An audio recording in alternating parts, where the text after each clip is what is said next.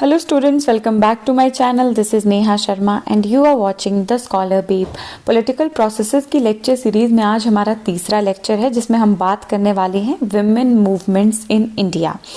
तो लास्ट के लिए इस टॉपिक को बिल्कुल मत छोड़िएगा, ये बहुत ज़्यादा इंपॉर्टेंट टॉपिक है और इसका पीडीएफ अगर आपको चाहिए तो वो आपको मेरे टेलीग्राम चैनल से मिल जाएगा जिसका लिंक आपको डिस्क्रिप्शन में मिल जाएगा। After 50 likes on this video I will upload the PDF.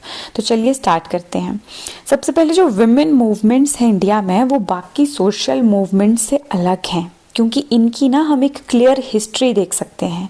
ये मूवमेंट्स फेमिनिज्म का एक पार्ट हैं क्योंकि इसमें मतलब इन मूवमेंट्स के ज़रिए औरतों ने जो है वो डिफरेंट एरियाज़ में डिफरेंट राइट्स की डिमांड करी। फॉर एग्जांपल रिप्रोडक्टिव राइट्स, हमने चाइल्ड बर्थ के ऊपर हमारा कंट्रोल होना चाहिए, फैमिली प्लानिंग के ऊपर, protection from domestic violence and sexual harassment, है ना, मैटरनिटी लीव के लिए जो है वो हम लोगों ने मूवमेंट्स करे, equal pay for equal work के लिए, राइट टू वोट के लिए, या फिर सेक्सुअल वायलेंस के अगेंस्ट हमें सेफ्टी चाहिए, इन सब चीज़ों के लिए। भारत में जो विमेन मूवमेंट्स है उनकी स्टार्टिंग 19th सेंचुरी से होती है। वो होती है सोशल रिफॉर्म मूवमेंट्स के साथ में। उस टाइम पे बहुत सारी प्रथाएं चली हुई थी, जैसे सती प्रथा थी और भी बहुत सारी कुप्रथाएं कह सकते हैं हम उनको। तो उनको हटाने के लिए जो है वो समाज में बहुत सारे समाज सुधारक हुए, जैसे कि राजा राम मोहन रॉय।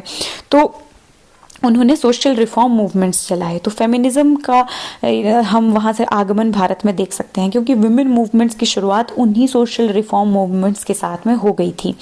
फिर हम देखेंगे कि फ्रीडम स्ट्रगल जो कि 20th सेंचुरी में होता है उसमें भी औरतों ने जो है भारत में बहुत अधिक भूमिका निभाई। 1970 में जो सिविल लिबर्टीज मूवमेंट्स हुए उसमें भी औरतों का जो है वो महत्वपूर्ण योगदान था। और ग्रास रूट लेवल पर हम देखेंगे कि गाँव की औरतों ने और वर्किंग क्लास विमेन तक ने जो है वो अपना मतलब मूवमेंट्स चलाए। अब हमारे लिए यूजीसी नेट पर्सपेक्टिव से ये इंपॉर्टेंट हो जाता है कि विमेन्स के बारे में, विमेन मूवमेंट्स के बारे में किन किन थिंकर्स ने क्या क्या कहा है, क्योंकि पॉलिटिकल प्रोसेसेस में ये सारे क्वेश्चन जो है वो यूजुअली आ जाते हैं और लोगों को पता नहीं होते हैं कि ये कहाँ से आए हैं। तो मैंने बहुत सारे रिसोर्सेज से जो है वो स्टडी करके इस पर्टिकुलर टॉपिक को, लेक्चर को आप तक पहुँचाया है। तो स्टार्ट करते हैं। सबसे पहले उमा चक्रवर्ती, वो एक हिस्टोरियन और एक फेमिनिस्ट थिंकर हैं और उन्होंने जेंडरिंग कास्ट लिखी, एक किताब लिखी जिसमें उन्होंने पेट्रियार्की और कास्ट किस प्रकार से एक दूसरे के साथ रिलेटेड है इस बात पर उन्होंने बात करी।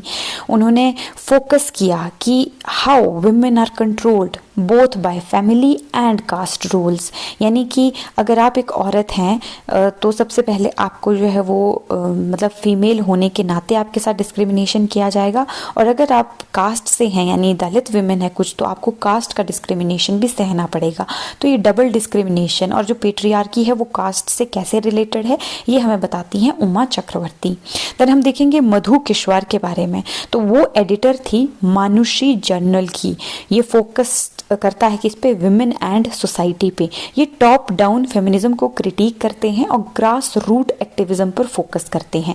टॉप डाउन फेमिनिज्म मतलब कि यूजुअली क्या होता है ना, जैसे वेस्ट में हम देखें तो वाइट विमेन जो है उनके पर्सपेक्टिव फेमिनिज्म में डोमिनेट करते हैं। अगर आप इंडिया में देखें तो ऐसा माना जाता है कि जो अपर क्लास विमेन है या एलीट विमेन है उनके जो विचार हैं वो फेमिनिज्म में ज़्यादा डोमिनेट करते हैं।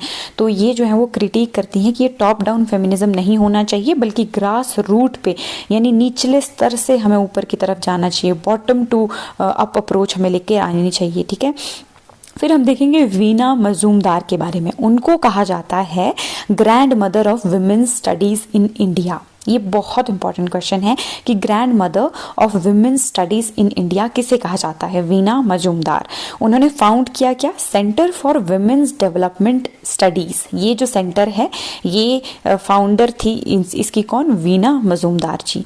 इन्होंने 1974 में एक कमेटी बनी on the status of women in India, उसमें इन्होंने की रोल अदा किया और इसकी जो रिपोर्ट है टुवर्ड्स इक्वालिटी इंडियन फेमिनिज्म को स्टार्ट करने में ये रिपोर्ट बहुत ज़्यादा इंपॉर्टेंट थी और इसमें जो है वो वीना मजूमदार की बहुत महत्वपूर्ण भूमिका है। अब हम बात करेंगे नीरा देसाई के बारे में। उन्होंने एक बुक लिखी विमेन इन मॉडर्न इंडिया।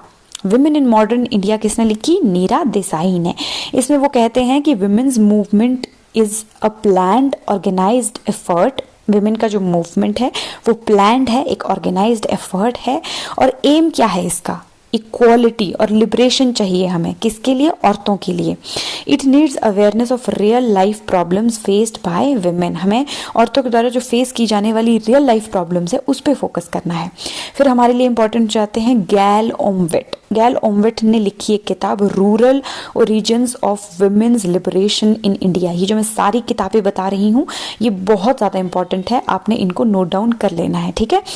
वो विमेन मूवमेंट्स को 2 टाइप में डिवाइड करती हैं। पहला विमेन इक्वालिटी मूवमेंट्स, जिसमें औरतें जो है वो इक्वल स्टेटस डिमांड करती हैं, देन फाइट करती हैं अगेंस्ट डाउरी, चाइल्ड मैरिज। दूसरा विमेन्स लिबरेशन मूवमेंट्स, इसमें वो और डीप जाती हैं और जो जेंडर रोल्स हैं उन्हें ही चैलेंज करती हैं कि क्यों आखिर औरतों को जो है वो फोर्स किया जाता है कि किचन ही तुम्हारा प्लेस है, तुम्हें वहीं रहना है, या फिर औरतें ही खाना बनाएंगी, मर्द क्यों नहीं बना सकते। तो ये जो फिक्स्ड ड्यूटीज़ का कॉन्सेप्ट है इसमें जो है वो आगे विमेन लिबरेशन मूवमेंट्स में औरतें और डीपर जाती हैं, ठीक है। तो आपसे क्वेश्चन आ सकता है आपसे कि विमेन के जो 2 मूवमेंट्स है, इक्वालिटी मूवमेंट्स और लिबरेशन मूवमेंट्स, ये डिवीजन किसने करी, तो ये करी गैल ओमवेट ने, ठीक है।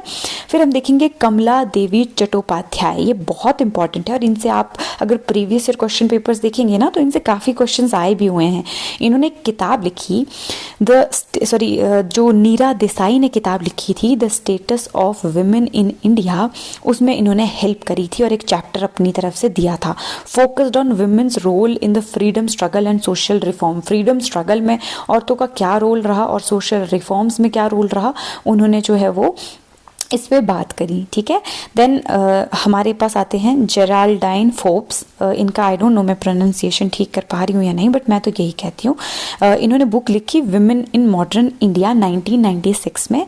इसमें ये प्रोग्रेस देखते हैं कि आखिर भारतीय औरत ने कॉलोनियल टाइम से मॉडर्न टाइम तक कितनी प्रोग्रेस करी है और कैसे करी है। Then women in colonial India 2005 में इनकी बुक आती है, जिसमें वो ये देखते हैं कि ब्रिटिश रूल ने कैसे शेप करा विमेन के रोल को इन पॉलिटिक्स एंड मेडिसिन। ये आपने चीज़ें याद रखनी है जो मैंने यहाँ पे आपको बताई हैं। फिर है नंदिता गांधी एंड नंदिता शाह, इन्होंने the issues at stake theory and practice in contemporary women's movement in India नामक किताब लिखी और ये स्टडी क्या करती हैं, फेमिनिस्ट एक्टिविज्म आफ्टर 1970। ये बहुत ज़्यादा इंपॉर्टेंट है, आपने ये सारी किताबें याद रखनी है। अब हम देखेंगे कि भारत में वुमेन्स मूवमेंट की शुरुआत कैसे होती है और कौन कौन से मूवमेंट्स जो हैं वो इम्पॉर्टेंट हैं, ठीक है। तो देखिए हमारे यहाँ वेस्ट का जो first wave feminism I, second wave feminism I, उससे पहले ही इंडिया में जो है वो काफ़ी मूवमेंट्स जो हैं वो वुमेन के चल चुके थे। हमारे यहाँ औरत को शक्ति माना जाता है, दुर्गा, काली, सरस्वती माना जाता है। तो हमारे यहाँ फीमेल पावर का कॉन्सेप्ट बहुत एंशिएंट है। लेकिन प्री इंडिपेंडेंस इरा की अगर हम बात करें तो हमारे यहाँ reform movements by male reformers, ये बहुत इंटरेस्टिंग बात है कि इंडिया में औरतों के राइट्स की बात सबसे पहले आदमियों ने करी थी। बेसिकली सती प्रथा को ख़त्म किया जाए, विधवा विवाह को शुरू किया जाए, ये सारे समाज में सुधारक थे। राजा राम मोहन रॉय, ईश्वर चंद्र विद्यासागर ऐसा नाम है उनका। तो ये सारे जो है वो रिफॉर्मर्स रहे एंड मेल रिफॉर्मर्स रहे और इन्होंने भारत में जो है वो विमेन मूवमेंट्स की शुरुआत करी। सबसे पहले हम देखेंगे कि early women's rights efforts were led by progressive men. Raja Ram Mohan Roy ने सती प्रथा के अगेंस्ट थे ये और विडो रिमैरिज के पक्ष में थे ये। इन्हें women's reform in modern India का फादर या पायनियर कहा जाता है। एंड देन हम देखेंगे voice from within Rassundari Devi, she was a housewife, कहाँ से, बंगाल से थी ये, और उन्होंने एक ऑटोबायोग्राफी लिखी, first autobiography by an Indian women, जिसका नाम उन्होंने लिखा अमर जीवन। 1876 में ये पब्लिश हुई और ये बहुत ज़्यादा इंपॉर्टेंट है, ये एग्जाम में भी आ जाती है। इसमें बताया गया है sufferings and restrictions faced by women in India और एक साइलेंट येट पावरफुल प्रोटेस्ट इन्होंने स्टार्ट करा थ्रू लिटरेचर। देन हम देखेंगे स्वर्णा कुमारी देवी, ये सिस्टर थी रविंद्रनाथ टैगोर की। ये एक सोशल रिफॉर्मर थी, एक राइटर थी, एक फेमिनिस्ट थी। और जो थियोसॉफिकल सोसाइटी थी जो 1892 में इस्टेब्लिश हुई थी, ये उसके साथ भी एसोसिएटेड थी। वुमेन्स की एजुकेशन हो गई, स्पिरिचुअल इक्वालिटी हो गई, सोशल रिफॉर्म हो गया, इन सब चीज़ों को स्वर्णा कुमारी देवी प्रमोट करती हैं और ये एग्जाम में भी आ सकती हैं। तो हम देखेंगे बेगम ऑफ भोपाल। 1916 में all India Muslim women's conference जो है वो बेगम ऑफ भोपाल ने स्टार्ट करी। इनका फोकस था एजुकेशन फॉर मुस्लिम विमेन और ये एक सिग्निफिकेंट स्टेप था किसमें, भारत में मुस्लिम विमेन की पार्टिसिपेशन में, उनकी प्रोग्रेस के लिए ये जो एक स्टेप था ये बहुत इंपॉर्टेंट था। तो आपने ये डेट, ये कॉन्फ्रेंस और बेगम ऑफ भोपाल को याद रखना है। बाकी यूजीसी नेट पर्सपेक्टिव से कुछ इम्पॉर्टेंट चीज़ें हैं कि अर्ली जो ये विमेन मूवमेंट्स थे ये रिफॉर्म बेस्ड थे, लेकिन मॉडर्न सेंस में फेमिनिस्ट नहीं थे। ये एजुकेशन पे बेस्ड थे, ending harmful customs, moral upliftment करने के लिए, लेकिन इनिशियली आदमियों की तरह स्टार्ट किए गए थे। औरतें सिर्फ लिखने का मतलब इन आदमियों की वजह से, जो इन्होंने इनिशिएट किया था उन्हीं की वजह से औरतों ने लिखना स्टार्ट किया, बोलना स्टार्ट किया और अपने आप को ऑर्गेनाइज करना स्टार्ट किया। तब हम देखेंगे first wave of Indian feminism आती है 1880 से 1940 तक। इसे जो है वो जेराल्डाइन फोर्ब्स जो है वो फर्स्ट वेव कहती हैं। देन हम इसमें देखेंगे कि ये इन्फ्लुएंस्ड थी ब्रिटिश कॉलोनियलिज्म से और इंपीरियल आइडियाज से। ये मेनली फोकस्ड थे कि अपर क्लास मतलब reforms for upper caste elite women, education, widow remarriage, इन सब चीज़ों पे जो है वो फर्स्ट वेव फोकस्ड थी। और विमेन लेड एक्टिविज्म स्टार्ट हुआ, लेकिन एलीट विमेन के द्वारा, यानी कि जो एलीट विमेन थी भारत में उन्होंने आगे आना स्टार्ट किया और उन्होंने अपने लिए काम करना स्टार्ट किया। इसमें मेजर डिमांड्स क्या थी, औरतों के लिए एजुकेशन, चाइल्ड मैरिज को ख़त्म करो, सती प्रथा को ख़त्म करो, पॉलीगेमी को ख़त्म करो, ये सारी डिमांड्स थी। और इम्प्रूव करो विमेंस की कंडीशन, विडोज़ की कंडीशन, ये जो थी वो कुछ डिमांड्स थी। ठीक है, अब इसमें हम सबसे पहले बात करेंगे पंडिता रमाबाई की। तो उन्होंने the high cast Hindu women 1886 में लिखी, जिसमें उन्होंने पेट्रियार्की, रिलीजन और कॉलोनियल रूल को जो है वो क्रिटिसाइज करा। Education and rights of high cast widows उन्होंने वो डिमांड करा। उन्होंने मेनली हाई कास्ट विडोज के लिए लिखा, क्योंकि अकॉर्डिंग टू पंडिता रमाबाई जो हाई कास्ट विमेन थी in India, they are suffering more than the low caste women, उनका ऐसा मानना था। ठीक है, देन 1891 में एज ऑफ कंसेंट एक्ट आया, जिसमें लीगल मैरिज की एज 10 से 12 साल तक कर दी गई। और ये एक मेजर लीगल रिफॉर्म था इंडिया में। और हमें याद हो तो कि बाल गंगाधर तिलक जी जो थे उन्होंने इस पर्टिकुलर एक्ट का जो है वो विरोध भी किया था। ठीक है, फिर हम देखेंगे नेशनल सोशल कॉन्फ्रेंस जो कि 1887 में होती है। ये फाउंड की जाती है एमजी रनाड़ी के द्वारा। 1904 में ये अपना एक विमेन विंग स्टार्ट करते हैं, जो बाद में जाके इंडियन विमेंस कॉन्फ्रेंस बनता है। और ये इनकी जो ब्रांचेस है वो भारत में औरतों के लिए काम करती हैं। ठीक है, देन हम देखेंगे विमेंस इंडियन एसोसिएशन WIA 1917 में स्टार्ट होता है। मार्गरेट कजन्स जो दो लेडीज थी, इनके द्वारा ये स्टार्ट किया जाता है। देन डोरोथी जिना राजा दसा एंड एनी बेसेंट। ठीक है, ये आपने याद रखना है। और इन्होंने विमेन सफराज, एजुकेशन और लीगल रिफॉर्म्स की मांग करी। देन हम देखेंगे national council of women in India NCWI 1925 में ये स्टार्ट होता है by lady Tata and lady Aberdeen. Focus किस पे करते हैं, लीगल एंड सोशल रिफॉर्म्स पे। ठीक है, then all India women's conference AIWC 1927 में, ये भी मार्गरेट कजन्स के द्वारा फाउंड किया जाता है। And one of the most influential women organisation ये इंडिया में बनती है, जो कि एजुकेशन, विडो राइट्स और लीगल रिफॉर्म की बात करते हैं। ये जो सारे मैंने आपको ऊपर पढ़ाए, इनको मैंने एक टेबल में दे दिया है आपको। अगर आपको ज़्यादा लंबा नहीं जाना, जस्ट समरी नोट्स बनाने, तो आप ऐसे करके समरी नोट्स बना सकते हैं जैसे मैंने ये टेबल बनाया है। ठीक है, ऐसे करके आप समरी नोट्स बनाएंगे तो लास्ट मिनट रिवीजन के लिए आपको बहुत ज़्यादा आसान हो जाएगा। और बिल्कुल इसी क्रोनोलॉजी से आपने जो है वो फर्स्ट वेव के मूवमेंट्स याद रखने हैं। देन इंडिया में आती है सेकेंड वेव। ये विमेन पार्टिसिपेशन हम इसमें देखते हैं कि नेशनल मूवमेंट्स में किस प्रकार से आखिर औरतें काम करती हैं। तो हम देखेंगे कि जैसे ही भारत में गांधी जी का आगमन होता है, उन्होंने मास लेवल पे बहुत सारे मूवमेंट स्टार्ट किए थे और उसमें औरतों ने बहुत बढ़ चढ़ कर अपनी भूमिका निभाई थी और पहली बार इतने मास लेवल पर औरतें भारत में अपने हित के लिए, अपने राइट्स के लिए और अपने देश के लिए सामने आई थी। इसमें सबसे पहले हम देखेंगे स्वदेशी मूवमेंट जो 1905 में स्टार्ट किया जाता है। देन इसमें हम देखेंगे कि मास लेवल पर औरतें जो हैं वो पार्टिसिपेट करती हैं और राखी बंधन, शॉप्स पे मतलब shop, picketed shops and spun khadi को प्रमोट करती हैं। ये सारी चीज़ें जो हैं वो औरतों ने स्टार्ट करी। देन नॉन कॉपरेशन मूवमेंट जो कि 1920 से 22 तक चला अंडर गांधीज लीडरशिप, उसमें भी बहुत ज़्यादा औरतों ने जो है वो पार्टिसिपेट करा।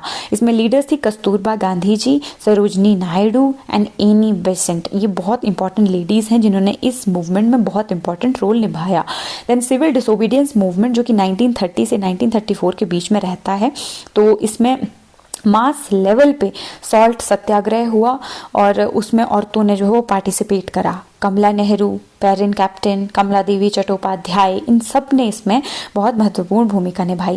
देन क्विट इंडिया मूवमेंट 1942 में उसमें भी लेडीज़ ने जो है वो बहुत ज़्यादा रोल निभाया, क्योंकि जब मेल लीडर्स को अरेस्ट कर लिया गया था तो उसके बाद विमेन ने ही जो है वो लीडरशिप के रोल संभाले थे, है ना। उन्होंने shelter providers, couriers, armed revolutionaries तक की भी भूमिका जो है वो निभाई थी। इसमें अरुणा आसिफ अली जो है वो हमारे लिए इम्पॉर्टेंट हो जाती हैं, जिन्होंने इंडियन फ्लैग जो है वो होस्ट करा था बॉम्बे में। इसका भी मैंने आपको एक चार्ट बनाकर दे दिया है, आपने यहाँ से याद रखना है और बिल्कुल इसी क्रोनोलॉजी से आपने ये सारी चीज़ें जो है वो याद रखनी है, ठीक है।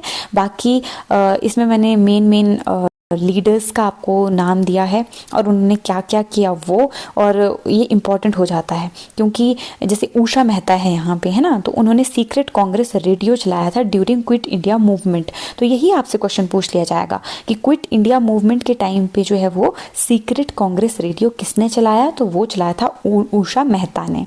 अब यूजीसी नेट के पर्सपेक्टिव से यहाँ पे जो जो इम्पोर्टेंट पॉइंट्स हैं वो मैंने आपको इस स्लाइड में दे दिए हैं, ये आप पढ़ लेंगे। अब हम बात करेंगे post independence women's movement in India 1947 से प्रेजेंट तक। इसमें हम देखेंगे सिविल राइट्स की बात करेंगे जो कि फेमिनिस्ट पॉलिटिक्स में बहुत ज़्यादा इम्पॉर्टेंट है। तो 1970 से पहले क्या था कि जब 1947 में इंडिया को आज़ादी मिल गई तो हमारे सामने बहुत ज़्यादा इश्यूज़ थे, भूखमरी के, गरीबी के, इलिटरेसी के। तो गवर्नमेंट ने पहले उन सब इश्यूज़ पे फोकस किया। जो फेमिनिस्ट मूवमेंट था वो कहीं ना कहीं इस टाइम पे स्लो डाउन हो जाता है इन सब रीजंस की वजह से। एंड 1970 में जो है वो जब 1970 के दशक में हम देखेंगे इमरजेंसी लगती है तो फिर से औरतों के जो ये गुट हैं ये सामने आते हैं और फेमिनिस्ट कॉन्शियसनेस जो है वो वापस से राइज करती है, ठीक है। स्टेट क्राइसिस एंड इमरजेंसी, जैसा कि मैंने बताया, औरतों ने क्वेश्चन करे land rights, dowry deaths, rape laws, gender blind development policies, ये सारी चीज़ों को क्वेश्चन करा औरतों ने 1970 के दशक में। इसमें हम देखेंगे कि दलित विमेन राइज हुई, आदिवासी विमेन राइज हुई, वर्किंग क्लास की विमेन तक भी जो है वो राइज करती हैं। और इन सब का जो मूवमेंट्स थे वो मैंने स्लाइड में दिए हैं, ये इसको पढ़ते हैं। तो 1972 में सेल्फ एम्प्लॉयड विमेंस एसोसिएशन, सेवा एसोसिएशन बनती है जिसको लीड किया जाता है बाय ईला भट्ट, ठीक है। इसमें इसमें ये जो है वो पायनियर है किसकी, ट्रेड यूनियन की, जिसमें पुअर औरतों को काम मिलता है इन अहमदाबाद में ये अपनी एसोसिएशन स्टार्ट करती हैं जिसमें ये जो है वो गरीब औरतों के साथ मिलकर काम करती हैं। देन 1973 में चिपको मूवमेंट, जिसमें हम देखते हैं कि उत्तराखंड में औरतों ने कितनी महत्वपूर्ण भूमिका निभाई, वो पेड़ों को हक करके बैठ गई ताकि उनको काटा ना जा सके। 1974 में नव निर्माण मूवमेंट जो कि गुजरात में स्टार्ट होता है, इसमें यूथ लीड करता है एंटी करप्शन मूवमेंट्स, इसमें स्टूडेंट्स ने और विमेन ने बहुत इंपॉर्टेंट भूमिका निभाई थी। देन 1974 में progressive organisation of women POW form होता है। ये कहाँ फॉर्म होता है, हैदराबाद में। और यहाँ पे हम देखेंगे कि औरतें फाइट करती हैं किसमें, पेट्रियार्की, कास्ट और क्लास के ऑपरेशन के अगेंस्ट। देन 1975 में इंटरनेशनल वुमेन्स ईयर डिक्लेयर किया जाता है बाय यूएन। ये बहुत इंपॉर्टेंट क्वेश्चन है और हर साल पूछ लिया जाता है। 1975 से 85 के बीच में यूएन डिकेड फॉर वुमेन जो है वो फिर से डिक्लेयर किया गया। एंड देन इसमें क्या हुआ कि पूरे विश्व में जो है वो डिफरेंट जगह पर औरतों से रिलेटेड इश्यूज को डिस्कस किया गया और किन किन पॉलिसीज को लाया जाए ताकि औरतों की स्थिति सुधारी जाए, इस बात पर भी बात होने लगी। ठीक है, 1980s के टाइम पे हम देखेंगे कि शिफ्ट हुआ प्रोटेस्ट कहाँ से, political main stream, shift from protest to political streaming of women's voices. अब हम पॉलिटिकल सेंस में भी देखेंगे कि औरतें जो है वो काफ़ी पीछे चल रही थी, तो उनको पॉलिटिकल सेंस में भी जो है वो मेन स्ट्रीम में लाया जाए, आगे लाया जाए, इस बात पर बात होने लगी। 1988 में श्रम शक्ति रिपोर्ट आई जिसमें हम देखेंगे कि गवर्नमेंट ने हाईलाइट करा मार्जिनलाइजेशन ऑफ वुमेन वर्कर्स, कि उनके साथ किस प्रकार से जो है वो भेदभाव किया जा रहा है, मार्जिनलाइज उनको किया जा रहा है और उनको यूनाइट किया जाए, लीगल राइट्स उनके लिए लाया जाए, इन सब चीज़ों पर बात होती है। 1995 में बीजिंग कॉन्फ्रेंस होती है, 4th world conference on women भी इसे कहा जाता है, जिसने वुमेन की पॉलिटिकल पार्टिसिपेशन की बात करी। ये सारे जो मूवमेंट्स हैं ये आपने याद रखने हैं, बेहद इंपॉर्टेंट है। देन मैंने आपको ना एक थिंकर्स दिए हैं नीचे, और आगे इनकी कौन कौन सी मेन वर्क हैं ये आपने ध्यान में रखने हैं। जैसे राधा कुमार ने जो है वो हाईलाइट करे, जैसे शहद एंटरप्राइज एजिटेशंस हो गए इंडिया में, ये सारी। देन नंदिता गांधी ने, जैसा मैंने आपको पीछे पढ़ाया, the issues at stake, mapping the Indian women's movement since the 1970s। Urvashi Butalia जो को फाउंडर हैं किसकी, Kali for women, first feminist publishing house है ये। ठीक है, वीना मजूमदार के बारे में हम पीछे बात कर ही चुके हैं। देन मधु किश्वार के बारे में भी हम बात कर चुके हैं। ठीक है, मॉडर्न ट्रेंड्स 1990 से प्रेजेंट की अगर हम बात करें तो एनजीओ इन्वॉल्वमेंट काफ़ी ज़्यादा बढ़ी है लेडीज़ की, लीगल लिटरेसी की हम बात करते हैं, राइट बेस्ड कैंपेन्स हम चलाते हैं। ठीक है, वुमेन विंग्स जितनी भी पार्टीज हैं, चाहे वो बीजेपी हो, चाहे वो कांग्रेस हो, चाहे वो सीपीआई हो, सीपीआईएम हो, इनकी अपनी अपनी पार्टीज में विमेन विंग्स बन चुकी हैं जो कि काम करती हैं औरतों के लिए। दलित फेमिनिज्म की अब बात होती है, ट्राइबल मूवमेंट्स की बात होती है और क्वीर फेमिनिज्म की अब बात होती है। अर्बन मिडिल क्लास फेमिनिज्म जो है वो यूजुअली अभी भी डोमिनेट करता है डिस्कोर्स को, लेकिन रूरल लेवल पे जो वुमेन का एक्टिविज्म है वो स्ट्रॉन्ग है और वाइड स्प्रेड है। अगर इस चीज़ पे हम बात करें तो फेमिनिज्म जस्ट ये फेमिनिज्म नहीं है कि मैं जाके अगर कॉर्पोरेट वर्ल्ड में बहुत ज़्यादा सक्सेसफुल हो जाती हूँ तो मैं ही फेमिनिस्ट हूँ, नहीं। अगर कोई लेडी है जो कि गांव में एक सब्जी बेचने का काम भी कर रही है, she is an ideal female and feminist की जो एक मूर्त कही जा सकती है, वो लेडी भी हैं। ठीक है, देन हम देखेंगे डिजिटल एक्टिविज्म अब काफ़ी चला है, जैसे मी टू इंडिया, बेटी बचाओ बेटी पढ़ाओ। और यूजीसी नेट पर्सपेक्टिव से जो इम्पोर्टेंट है वो ये है कि पोस्ट इंडिपेंडेंस फेमिनिज्म जो है वो रेजिस्टेंस, रिफॉर्म से रेजिस्टेंस की तरफ जाता है और रेजिस्टेंस से ट्रांसफॉर्मेशन की तरफ जाता है, यानी अब हम सब कुछ ट्रांसफॉर्म करने तक पहुंच चुके हैं। इको फेमिनिज्म की बात करता है, कास्ट की क्रिटिक करता है, लेबर राइट्स की बात करता है, लीगल रिफॉर्म की बात करता है एंड पॉलिटिकल पार्टिसिपेशन की बात करता है। ये जो मूवमेंट है ये डाइवर्स है, डिसेंट्रलाइज्ड है और लोकल सोशियो पॉलिटिकल कॉन्टेक्स्ट को ये शेप करता है। फेमिनिस्ट डिस्कोर्स जो है वो इंटरसेक्शनैलिटी को बैलेंस करने की बात करता है, ग्रास रूट पार्टिसिपेशन की बात करता है और इंस्टीट्यूशंस अपनी भूमिका किस प्रकार से निभाएंगे उन सब चीज़ों की बात करता है। अब हम देखेंगे वो इम्पॉर्टेंट प्रोटेस्ट या मूवमेंट्स जो कि अभी तक चलाए गए हैं। इसमें मथुरा रेप केस प्रोटेस्ट जो कि 1972 से 1980 तक चलते हैं वो बहुत इंपॉर्टेंट है। ये क्या थे, क्यों थे, ये इस स्लाइड में आपको दिखाया गया है, आप इसको पढ़ सकते हैं। 1980 से प्रेजेंट तक जो है वो मीरा पाइबी मूवमेंट जो कि मणिपुर में चलता है, ये क्यों चल रहा है इसको भी आप आगे देख लेंगे। 1984 onwards Bhopal gas tragedy protest किए गए और वो क्यों हुए थे वो हम देखेंगे कि विडोज उस टाइम पे काफ़ी लेडीज़ हुई थी तो उन्होंने चलाए थे, फॉर्म सर्वाइवर ग्रुप्स उन्होंने बनाए, है ना। इंडस्ट्रियल डिजास्टर के against, women rights to health justice, इन सब के अगेंस्ट जो है वो प्रोटेस्ट चलाए गए थे। ठीक है, इन सब की वजह से चलाए गए थे, सॉरी अगेंस्ट नहीं चलाए गए थे। 1985 में जो है वो नर्मदा बचाओ आंदोलन स्टार्ट होता है, जो क्यों स्टार्ट होता है, क्योंकि डिस्प्लेसमेंट जो है वो वहाँ पे बहुत सारे लोगों की होती है। मेधा पाटेकर इसमें जो है वो लीडरशिप देती हैं। 1990s के टाइम पे एंटी एरिक मूवमेंट चलते हैं आंध्र प्रदेश में, जिसमें औरतें बहुत ज़्यादा डोमेस्टिक वायलेंस और अल्कोहल अब्यूज सह रही थी, तो वो राइज करती हैं Dalit women, rural women local level पे, ताकि इससे जो है वो निजात पाया जा सके और अल्कोहल को उनके जो स्टेट में है बैन करा जा सके। 1998 में हम देखेंगे कदम्बश्री केरला में जो है वो ये मूवमेंट चलता है। Then women's economic empowerment, poverty elevation, ये सब इन चीज़ों की बात करते हैं। 2012 में निर्भया मूवमेंट चलता है। हम देखते हैं क्यों, क्योंकि दिल्ली गैंग रेप केस हुआ, तो वुमेन की सेफ्टी के लिए, उसके लिए हम देखेंगे जस्टिस वर्मा कमेटी भी बनती है, लीगल अमेंडमेंट्स आते हैं 2013 में। देन 2015 ऑनवर्ड्स पिंजरा तोड़ मूवमेंट चला है, जिसमें सेक्सिज्म और कर्फ्यूज, ऑटोनॉमी, इन सब चीज़ों की बात होती है। 2018 onwards me too India movement चला, जिसमें sexual harassment at work place, media, इन सब चीज़ों की बात होती है। इसमें हम देखेंगे तनुश्री दत्ता, राया सरकार, इन सब ने जो है वो सामने आकर बात भी करी। देन 2019 से 20 में जो है वो शाहीन बाग प्रोटेस्ट होते हैं, जिसमें CAA, NRC, कॉन्स्टिट्यूशनल राइट्स के अगेंस्ट जो है वो बात होती है। इसमें विमेन, मुस्लिम विमेन बेसिकली आती हैं और पीसफुल प्रोटेस्ट करती हैं। इसको सिंबल ऑफ रेजिस्टेंस भी माना जाता है। तो ये कुछ एक इम्पॉर्टेंट मूवमेंट्स थे जो आई थिंक प्री इंडिपेंडेंस से करंट टाइम तक थे और जो कि बहुत ज़्यादा इंपॉर्टेंट है। आपको कहीं भी और जाने की ज़रूरत नहीं है, इसी लेक्चर में आपके सारे मूवमेंट्स करवा दिए गए हैं। 2020 के बाद अगर ऐसा कोई इंपॉर्टेंट मूवमेंट है जो वो छूट गया है तो उसे आप कॉमेंट सेक्शन में टाइप कर सकते हैं।